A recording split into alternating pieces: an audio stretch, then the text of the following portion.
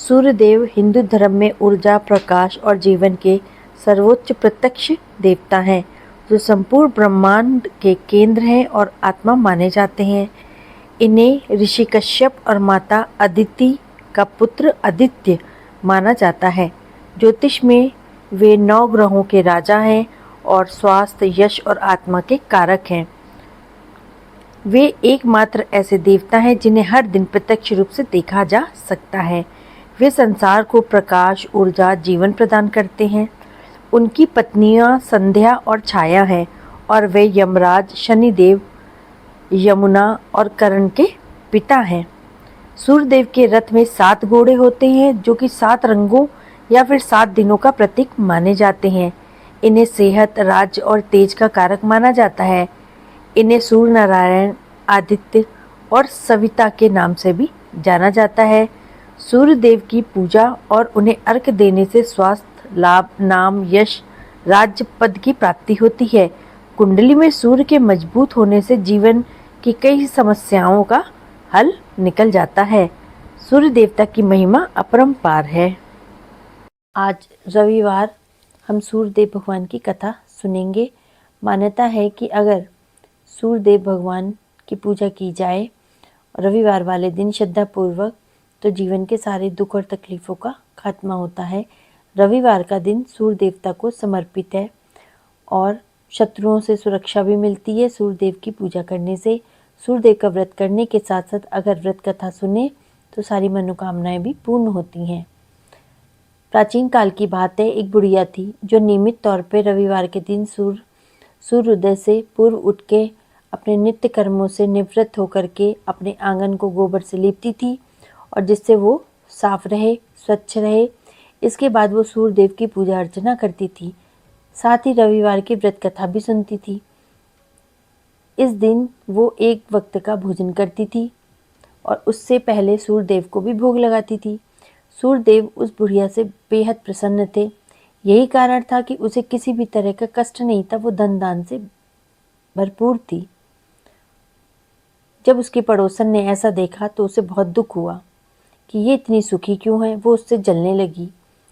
बुढ़िया के घर में गाय नहीं थी, इसीलिए वो अपनी पड़ोसन के आंगन में गोबर लेकर के आती थी। क्योंकि उसके यहाँ गाय बंधी रहती थी तो पड़ोसन की गाय का गोबर ले आती थी।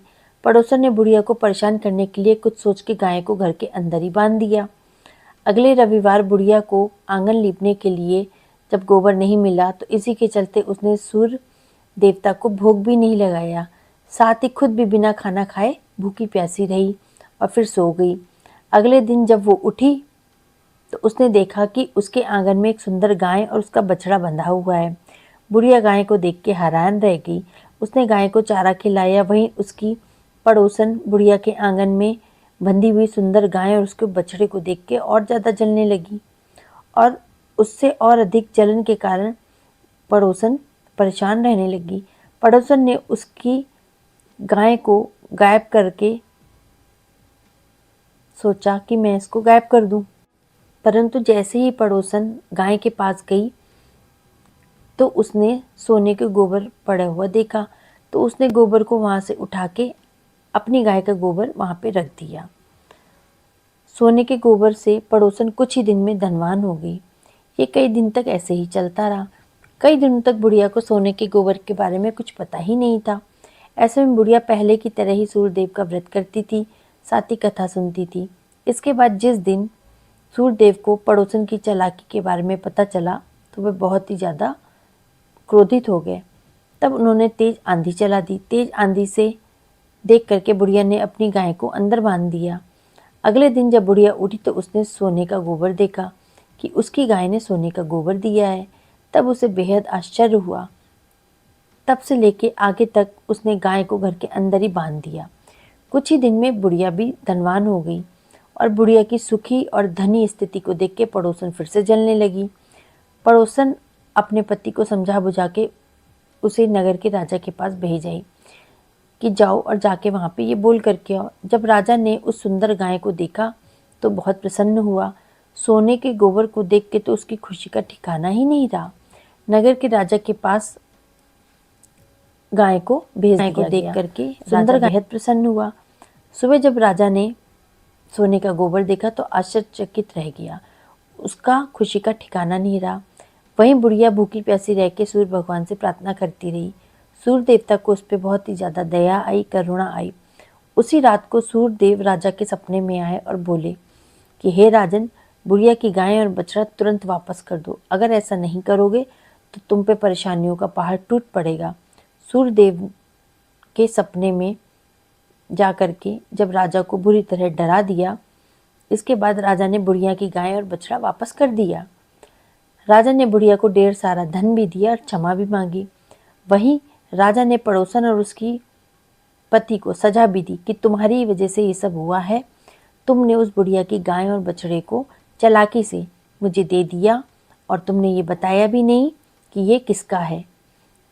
उसके बाद राजा ने पूरे राज्य में घोषणा करा दी कि रविवार को हर कोई व्रत किया करेगा। सूर्य देव का व्रत करने से व्यक्ति धनवान होता है और घर में खुशहाली आती है। इस प्रकार से पूरा गांव बुढ़िया की जय जयकार करने लगा और उसके साथ सब अच्छा व्यवहार करने लग गए और बुढ़िया आनंद से अपना जीवन यापन करने लगी। इस प्रकार से जो भी रविवार वाले दिन सूर्य देवता की पूजा करता है और उनकी कथा सुनता है तो उसके सारे दुख और तकलीफों का अंत होता है।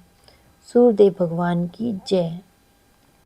परंतु जैसे ही पड़ोसन गाय के पास गई तो उसने सोने के गोबर पड़ा हुआ देखा, तो उसने गोबर को वहां से उठा के अपनी गाय का गोबर वहां पे रख दिया। सोने के गोबर से पड़ोसन कुछ ही दिन में धनवान हो गई। ये कई दिन तक ऐसे ही चलता रहा। कई दिनों तक बुढ़िया को सोने के गोबर के बारे में कुछ पता ही नहीं था। ऐसे में बुढ़िया पहले की तरह ही सूर्यदेव का व्रत करती थी, साथ ही कथा सुनती थी। इसके बाद जिस दिन सूर्यदेव को पड़ोसन की चालाकी के बारे में पता चला तो वे बहुत ही ज़्यादा क्रोधित हो गए। तब उन्होंने तेज आंधी चला दी। तेज आंधी से देख करके बुढ़िया ने अपनी गाय को अंदर बांध दिया। अगले दिन जब बुढ़िया उठी तो उसने सोने का गोबर देखा कि उसकी गाय ने सोने का गोबर दिया है। तब उसे बेहद आश्चर्य हुआ। तब से लेके आगे तक उसने गाय को घर के अंदर ही बांध दिया। कुछ ही दिन में बुढ़िया भी धनवान हो गई और बुढ़िया की सुखी और धनी स्थिति को देख के पड़ोसन फिर से जलने लगी। पड़ोसन अपने पति को समझा बुझा के उसे नगर के राजा के पास भेज आई कि जाओ और जाके वहाँ पे ये बोल करके आओ। जब राजा ने उस सुंदर गाय को देखा तो बहुत प्रसन्न हुआ। सोने के गोबर को देख के तो उसकी खुशी का ठिकाना ही नहीं रहा। नगर के राजा के पास गाय को भेज दिया गया। सुंदर गाय को देख करके राजा बेहद प्रसन्न हुआ।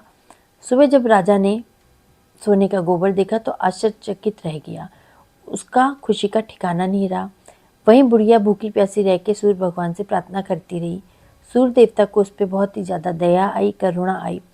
उसी रात को सूर्य देव राजा के सपने में आए और बोले कि हे राजन, बुढ़िया की गाय और बछड़ा तुरंत वापस कर दो। अगर ऐसा नहीं करोगे तो तुम पे परेशानियों का पहाड़ टूट पड़ेगा। सूर्य देव के सपने में जा करके जब राजा को बुरी तरह डरा दिया, इसके बाद राजा ने बुढ़िया की गाय और बछड़ा वापस कर दिया। राजा ने बुढ़िया को ढेर सारा धन भी दिया और क्षमा भी मांगी। वहीं राजा ने पड़ोसन और उसकी पति को सजा भी दी कि तुम्हारी वजह से ये सब हुआ है। तुमने उस बुढ़िया की गाय और बछड़े को चालाकी से मुझे दे दिया और तुमने ये बताया भी नहीं कि ये किसका है। उसके बाद राजा ने पूरे राज्य में घोषणा करा दी कि रविवार को हर कोई व्रत किया करेगा। सूर्य देव का व्रत करने से व्यक्ति धनवान होता है और घर में खुशहाली आती है। इस प्रकार से पूरा गांव बुढ़िया की जय जयकार करने लगा और उसके साथ सब अच्छा व्यवहार करने लग गए और बुढ़िया आनंद से अपना जीवन यापन करने लगी।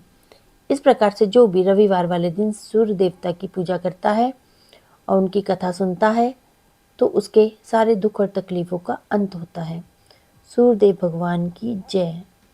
और बोले कि हे राजन, बुढ़िया की गाय और बछड़ा तुरंत वापस कर दो। अगर ऐसा नहीं करोगे तो तुम पे परेशानियों का पहाड़ टूट पड़ेगा। सूर्यदेव के सपने में जा करके जब राजा को बुरी तरह डरा दिया, इसके बाद राजा ने बुढ़िया की गाय और बछड़ा वापस कर दिया। राजा ने बुढ़िया को ढेर सारा धन भी दिया और क्षमा भी मांगी।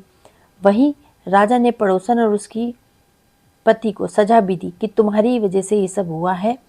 तुमने उस बुढ़िया की गाय और बछड़े को चालाकी से मुझे दे दिया और तुमने ये बताया भी नहीं कि ये किसका है।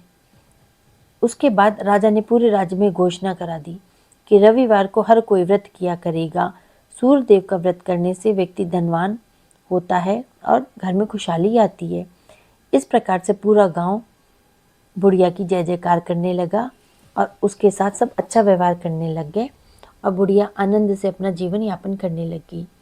इस प्रकार से जो भी रविवार वाले दिन सूर्य देवता की पूजा करता है और उनकी कथा सुनता है तो उसके सारे दुख और तकलीफ़ों का अंत होता है। सूर्यदेव भगवान की जय।